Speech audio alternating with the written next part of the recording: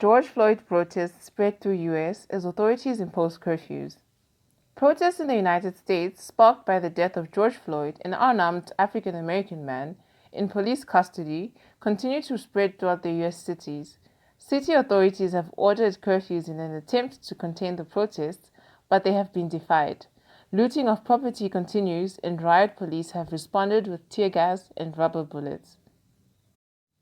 Europe demonstrations in support of George Floyd protests.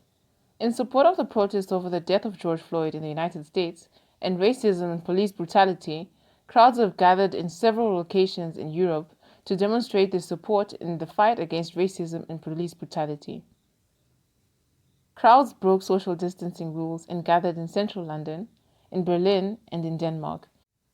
SpaceX Dragon capsule docks on International Space Station. The historic Dragon capsule, which launched on Saturday afternoon from the Kennedy Space Center in Florida, the United States, has successfully docked with the International Space Station.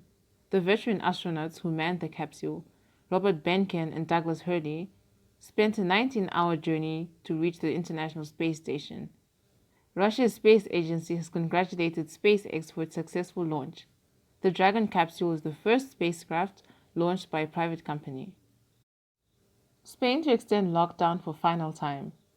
Spain's Prime Minister, Pedro Sanchez, has announced that he will ask the parliament to approve an extension of the nationwide lockdown by 15 more days, until the 21st of June. When the nationwide lockdown is lifted, the national state of emergency will end and citizens will be permitted to move freely within their regions. 10 killed in Somalia minibus bombing. The government of Somalia has reported that a roadside bomb has killed at least 10 people and wounded 12 in Somalia. The victims were traveling in a minibus to a funeral. No group has claimed responsibility for the attack. Tropical storm Amanda threatens major flooding to Central America.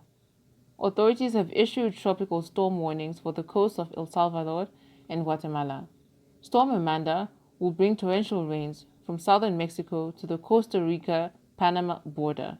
El Salvador's National Emergency Commission issued weather warnings after parts of the country recorded heavy rains. Heavy downpour might produce life-threatening flash floods and mudslides in mountainous areas of Central America.